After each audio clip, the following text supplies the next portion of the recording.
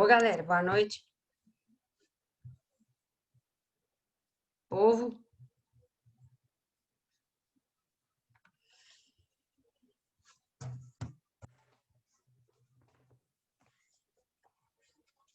Oi, gente, boa noite. Vamos lá? Vamos falar um pouquinho dessa atividade que eu deixei para vocês. A gente já fazendo um apanhado, né? Meio que uma apanhada aí do que nós já vimos até hoje, para a gente rememorar, tá bom? Semana que vem a gente continua com o modernismo primeira geração, ok? Depois a gente pega e faz tudo de novo, né? Mas a gente já faz uma revisão da agora que a gente já viu. Depois a gente fica mais inteirado junto com o modernismo, não é? A gente vê tudo, a gente vai fazendo um paralelo do que foi retomado na literatura, né? No modernismo. Ok? Vamos lá compartilhar aqui nosso deverzinho. Cadê? Então, ó, aqui tem barroco, só não tem muito arcadismo aqui, nem quentismo, que é uma coisa que não cai tanto, né? Mais contextualizada. E o bacana desse dever aqui, dessa atividade, é que ela faz meio que uma síntese dos conteúdos, né, com esse negócio de VOF, para poder testar, né, se você está ligado. Às vezes tem só uma palavrinha que invalida a alternativa, né? Vamos lá. Hoje eu estou de cenário novo, que eu estou fora de casa, tá, gente? Uma correlação entre a produção literária e as condições históricos, sociais e políticas de cada sociedade revela mútuas influências, além de evidenciar a importância cultural da literatura. Claro, nós sabemos que a literatura é a expressão artística do que acontece, toda a arte de um modo geral, né? É a expressão artística do que acontece na sociedade. Como a sociedade o tempo todo é palco de transformações, essas transformações vão ser externadas, né, pelos artistas a partir da literatura, a partir das artes plásticas, né, das esculturas, pinturas. Hoje nós temos um hibridismo muito grande em se tratando de arte contemporânea, não é? Porque hoje nós temos performances, né? Nós temos como é que chama? Ah, esqueci como é que chama agora. Rapping, umas coisas que são muito diferentes, né? Tem uma artista russa, parece que ela é russa, que ela já fez mais de 700 horas, 716 parece, 716 horas de apresentação. A arte dela consiste em ela se sentar, tô com o cabelo teimoso aqui. A arte dela é a seguinte, ela se senta de frente com uma pessoa, só com a mesa no meio, e ela fica ali encarando a pessoa. Né? É claro que sem expressão, sem expressões que vai levar a pessoa à crise de riso, mas ela fica encarando a pessoa. E é verdade que algumas pessoas que dizem que algumas pessoas até caem no choro, é porque ela coloca a pessoa em contato com ela mesma, né? A pessoa começa às vezes não teve tempo, né, de se ver como pessoa, e aí isso acontece. Mas muito bacana, né? Olha o que é a arte. A arte dela consiste nisso. Ela se senta e fica observando a pessoa. E a pessoa observando ela. Um trem de doido, né? Por quê? Qual que é a função da arte na sociedade? Levar o ser humano a fazer alguma transformação. Não é isso? O teatro, por exemplo, rindo, corrige-se os costumes, não é? As tragédias gregas tinham essa missão de levar o espectador a se compadecer, né? Ter compaixão do sofrimento do personagem, não é? Então, as artes hoje elas são muito híbridas. Então, nós temos aí as artes revelando as mútuas influências e um jeito de evidenciar essa participação do homem no mundo. ok? No Brasil, nessa perspectiva, podemos reconhecer que, vamos ver se tudo que está falando aqui está certo. No período dominado pelo Barroco, predominava o interesse por resgatar os valores da cultura greco-latina. Sim. Por quê? Por exemplo, tem muito soneto, não é?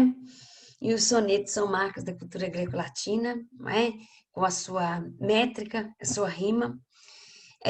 Os textos literários desse período refletem esse dualismo, o incessante jogo de contraste. O homem barroco, ele vivia aquela dualidade, né? Ele tinha que conciliar tudo que ele já tinha aprendido, né? Toda a razão que adivinha que da época que ele tinha vivido depois do iluminismo, né? E passar pelo humanismo, o renascimento cultural, e conciliar isso tudo com a fé cristã. E aí, o que acontecia?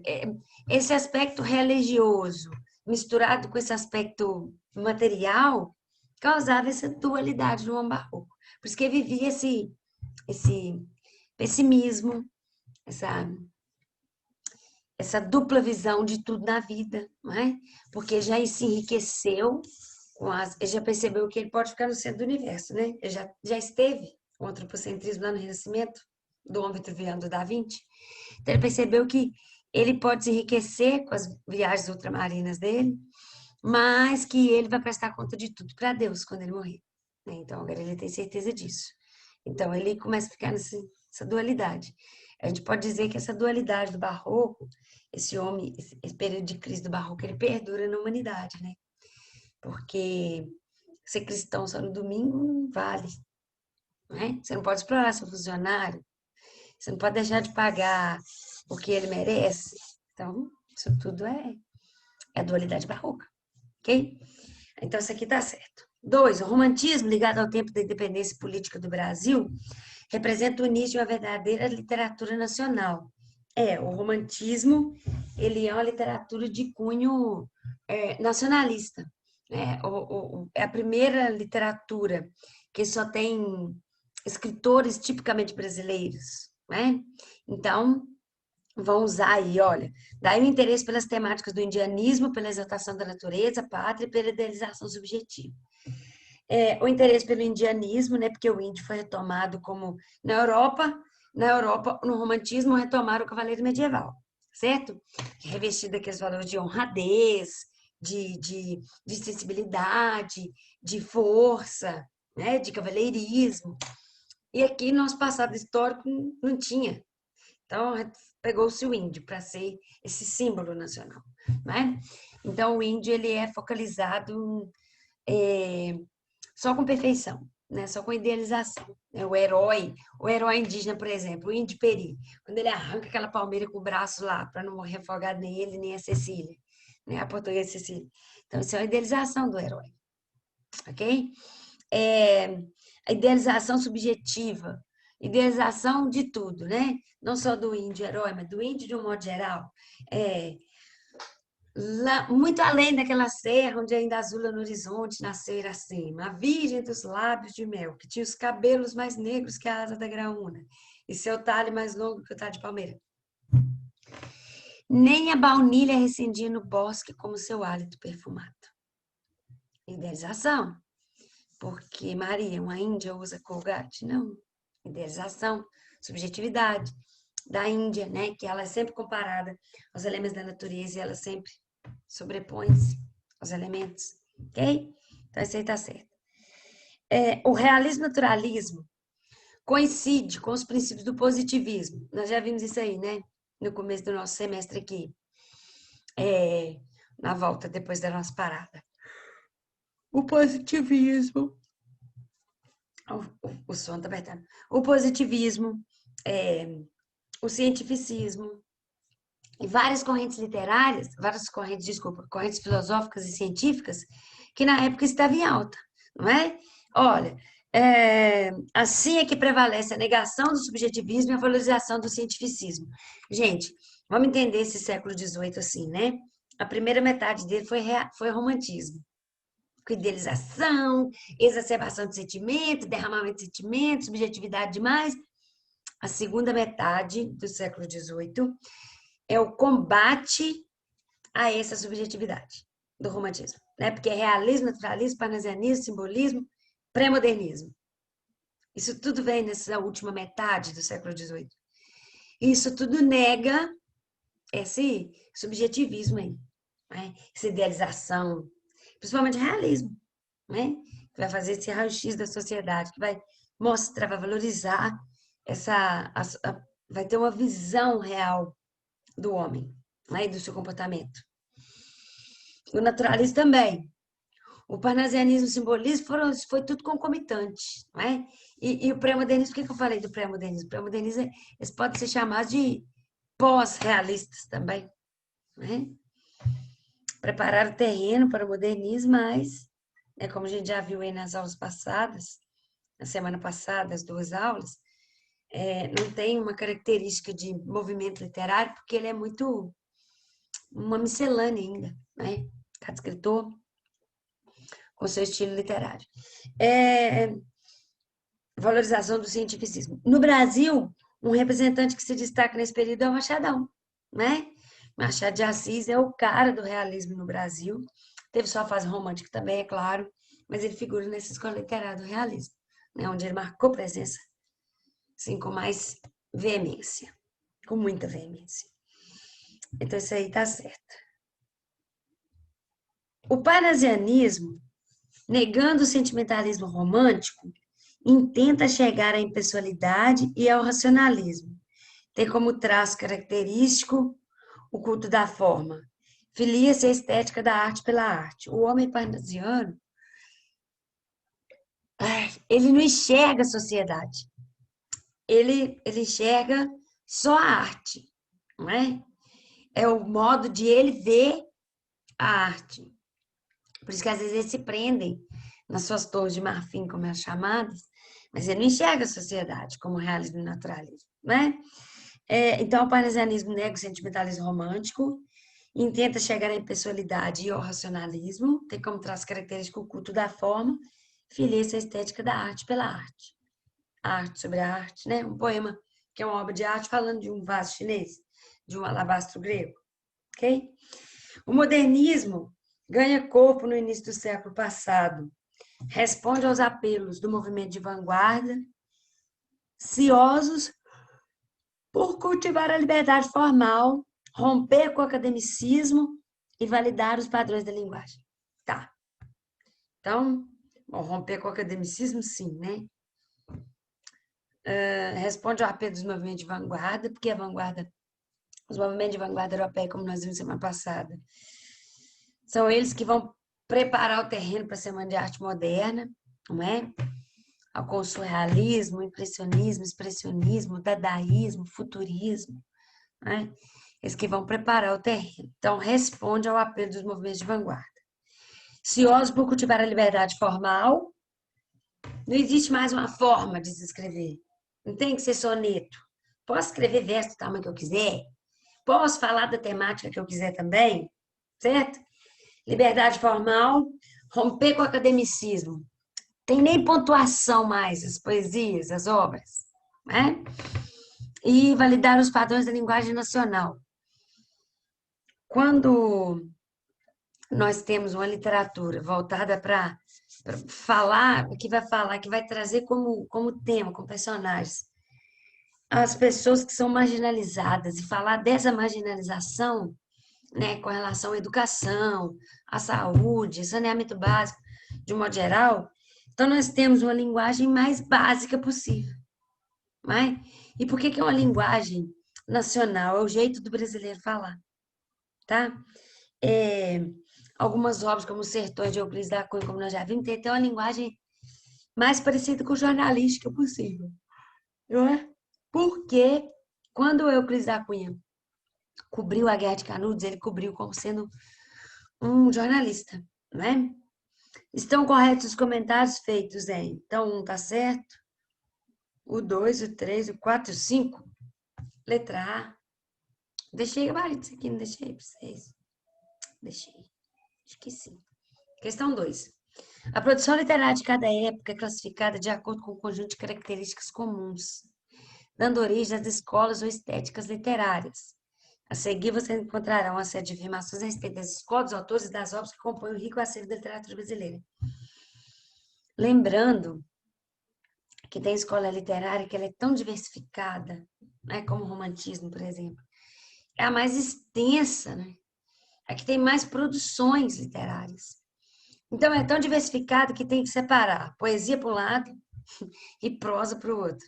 Porque a poesia vai ser primeira, segunda, terceira gerações. Porque tem características muito peculiares em cada geração, certo? A prosa, nós vamos separar por espaço, né? O espaço urbano, o romance urbano, que figura mais no Rio de Janeiro, o romance indianista, que figura na selva, o romance histórico e o regionalista, que já vai partir para os quatro cantos do Brasil, né? E, e aí a gente tem, mesmo dentro da classificação da poesia, por exemplo, nós temos lá a primeira geração encabeçada por Gonçalves Dias, com a exaltação da pátria, saudosismo da pátria, idealização da mulher, idealização da pátria, idealização do índio, né? A situação dos indígenas muito falada na primeira fase, também chamada de indianista. Já na segunda geração, nós vamos ter o mal do século, influenciado pelo mal do século, encabeçado pelo Álvares de Azevedo, né? Com o seu apego à morte, né? A válvula de escape do homem. O homem romântico não vive presente, né, gente? Ou ele vive o futuro, o escape para um futuro paradisíaco, ou para uma paisagem onírica, ou mesmo a morte, ou ele vive com saudade do passado. Ele não vive o momento presente. Aí nós temos o Álvares de Azevedo, então, com essa temática de morte na segunda geração, que é o que dá nome a essa geração. Mas nós temos nessa mesma segunda geração o Casimiro de Abreu, não é? Com seus saudosismos de infância. Ai, que saudades que eu tenho da aurora da minha vida, minha infância querida, que os anos não trazem mais. Que é muito diferente do Álvares de Azevedo, né? O Casimiro de Abreu, ele veio 7 anos depois que o Álvares de Azevedo tinha morrido e meio que foi para desanuviar, né? Tirar essa nuvem negra que ficou sobre a literatura, que pairou sobre a literatura com a morte do Álvares de Azevedo, depois da morte do Álvares, né? Porque o Álvares era pessimismo demais, né? Fazia parte das obras dele, ok? Então, você vê como que, mesmo dividindo uma corrente literária, uma escola literária, em fases, ainda dentro de cada fase ainda tem uma diversificação aí, né? O barroco é composto pela produção de Gregório de Matos, que escreve poesia religiosa, satírica, amorosa, filosófica e erótica. E ainda não falar da circunstancial, né, que é aquela chamada de poesia encomiástica. Outro nome de destaque nesse momento, Padre Antônio Vieira, que escreve sermões religiosos de caráter crítico-analítico. Não pode ser considerado parte da literatura nacional devido à sua origem europeia? Não. Pode sim. Ele é parte da literatura nacional, né? Ele é europeu, mas ele faz parte das histórias literárias dos dois países, né? Tanto de Brasil quanto de Portugal. Padre Antônio Vieira foi um grande nome do barroco brasileiro. Ele escreveu aí uma compilação de vários sermões, não é? Nossa, Deus, a um tá errado. O romantismo, prendi meu cabelinho teimoso. O romantismo tem uma produção extensa, 3 gerações na poesia e romances de temas diversos na prosa. Escola literária mais bonita que nós temos, né, gente? Um dos principais nomes do romantismo nacional é José de Alencar, que escreveu, dentre outros, o romance indígena Iracema. Nessa obra, a beleza e as qualidades da personagem título são comparados a elementos da natureza e se destacam com relação a eles. É um exercício de idealização típico dessa escola literária. Olha, já dei um release para vocês, né? A Virgem dos Lábios de Mel. O pé nu e gracioso mal roça as plumagens banhadas pelas primeiras águas, mais rápida que a ema selvagem, É Iracema. Tá certo? Tá certo. Escreveu dentre os... O Zé de Alencar figura em todo o canto do romantismo, né? Romance histórico, que tem o gaúcho, faz um painel sociocultural do Rio Grande do Sul. O romance indianista, tem a trilogia famosíssima dele, com Iracema, o Birajara e, e o Guarani, né? E o bacana é que cada um deles vai mostrar o indígena em um momento diferente. Acabou a bateria. Vai mostrar o indígena em um momento diferente, né? Por exemplo, o Birajara mostra o indígena sem o contato com os portugueses ainda, né? Aí índios distribuem o papel entre eles, o papel de vilão e o papel de mocinho. O Guarani já vai mostrar essa mistura, né? Essa miscigenação, essa confluência aí de português com brasileiro, com índio, né? O Guarani, que é o índio Peri, mas a, a portuguesa Ceci, filho do Fidalgo, Dom Maris. Já Iracema é o início dessa povoação portuguesa no Brasil, né? Tanto que Iracema é anagrama de América, né? As mesmas letras que tem numa palavra tem na outra. Iracema, ela representa a América, né? A América invadida pelos portugueses. A Iracema foi invadida pelo Martim, né? Que tomou o licor da Jurema lá, do qual a Iracema era a guardiã, tinha que se manter virgem, porque era ela que preparava o licor da Jurema, filha do cacique mor lá, não sei como é que chama, gente. O chefe máximo das tribos, né? Ela era filha do pajé, não sei como é que é as patentes, não. Mas é que ela tinha que se manter virgem, porque pura, pura. Porque ela que era como sendo a filha do chefe, ela colocava os amigos, os indígenas da tribo dela, os seus irmãos, é amigos, não são irmãos que chamam, em contato com Deus Tupã, né, a partir do licor da Jurema. E eis que ela dá aquele licor pro Martim beber, o Martim fica delirando. Você já leu Iracema? Eu li Iracema, estava no 9º ano. Ele delira, mas é a Iracema que fica louca, né? Porque é ela que se entrega para ele. Perde a virgindade com o Martim, já engravida também, né? Falta de sorte é tanta que já engravidou. Então ela vai viver com o Martim e o Martim luta com uma tribo que é inimiga dela. Então ela fica assim arrasada, né? Então você já vê que assim, o indígena abandonando sua cultura, seus preceitos, em nome de um capricho português, né? A Iracema nasceu para o amor. Por isso que o Moacir, filho dela chama Moacir, filho da dor. E o Martim, Deus Marte, é o Deus da guerra. Mas Martim vem de Deus Marte, vem de Marte, que é o Deus da guerra. Então ele deixa Iracema lá grávida, quase parindo aquele menino, e vai para a guerra. Quando ele volta, Iracema já deu à luz o menino lá na beira do rio, já lavou o menino sozinha, já amamentou, já está quase morrendo. Né? Um livro bastante bacana, muito bonito.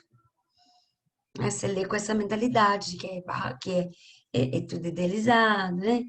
Mas muito bonito, bela a história do romance deles. É isso aí, tá certo então. 3, ó, é 3? É 3. Eu tô falando tanto porque eu devia para vocês rememorarem, né? Então, se eu não falar, for só para vocês lerem isso aí, vocês vão ler sozinhos, não vai precisar de mim. 3. O realismo no Brasil é sinônimo de Machado de Assis. A obra inicial desse movimento, Memórias Póstumas de Brás Cubas, né, que é a obra que inaugurou o realismo no Brasil, traz, entre outras características, a conversa com o leitor, né, o narrador intruso. Leitor, larga esse livro por aí, não lê isso não. Ou então pega, acaba de ler, para de onde você começou. Leitor, se você gostar do livro, paguei pelo meu trabalho. Se você não gostar, eu te pago com piparote no nariz. Ele zomba, né, do leitor. Ironiza o leitor, não é? O Brás Cubas. Então tá certo isso aí, né? Conversa com o leitor. A metalinguagem, que ele analisa o tempo todo. o ato de escrever, né? Tem uma parte que ele fala assim, nossa, mas que tudo a gente tem que explicar também para o leitor. Sem paciência, esse Machado de Assis. Paciência é o sobrenome dele, sem é o nome, né? É, as referências intertextuais, ele faz intertextualidade com a Bíblia, ele faz intertextualidade em suas obras, né? Com o Shakespeare, faz várias intertextualidades, né? Depois mais o quê? A análise psicológica do personagem, a quebra da linearidade narrativa, porque ele faz um flashback. A quebra da linearidade já é a própria narrativa, né? Que ele começa dali do momento que ele está sendo enterrado pelos apenas 11 amigos que foram por causa de uma chuvinha miúda que peneirava. Certo? Então, tomei chuva hoje. Então tá certo até aí, né? Quebra de linearidade narrativa e o ceticismo. Tá certo também. Então tá certo a 3. 4. O naturalismo destaca-se pelo desvendamento das misérias humanas no aspecto coletivo. Trata da coletividade, certo? Em especial nos espaços em que vivem os menos favorecidos, são aqueles ambientes mais promíscuos, ok? Influenciados pelo cientificismo, que é uma das teorias evolutivas, que é uma das teorias científicas da época, junto com o evolucionismo, darwinismo, positivismo, cientificismo, obras como o Curtiço de Luiz Azevedo, Bom Crioulo, de Adolfo Caminha, o Ateneu de Raul Pompeia, trazem elementos como o determinismo, o evolucionismo e o criacionismo. O criacionismo, ele contradiz o evolucionismo. O evolucionismo é a teoria da evolução do Charles Darwin. O criacionismo é uma teoria que a gente acredita que Deus fez a criatura. Então, ela contradiz. O criacionismo contradiz o evolucionismo. Ok? Positivo e operante? Então, essa aqui está errada. Tem criacionismo, não. Então, a 4 está errada por enquanto. 5. As obras em prosa do pré-modernismo, aí onde nós paramos, estabelecem a problematização do país ao abordar questões pertinentes a regiões do Brasil que permaneciam desconhecidas pela grande maioria dos brasileiros até então. Maria, mas não foi função do romantismo, do romance histórico, mostrar os 4 cantos do Brasil para os brasileiros de uma forma idealizada, certo? Mostrar com realce no verdadeiro é o pré-modernismo, né? Não é? Com o Monteiro Lobato falando das regiões mortas, cidades mortas, que é a região do Vale do Paraíba, que ficou, né?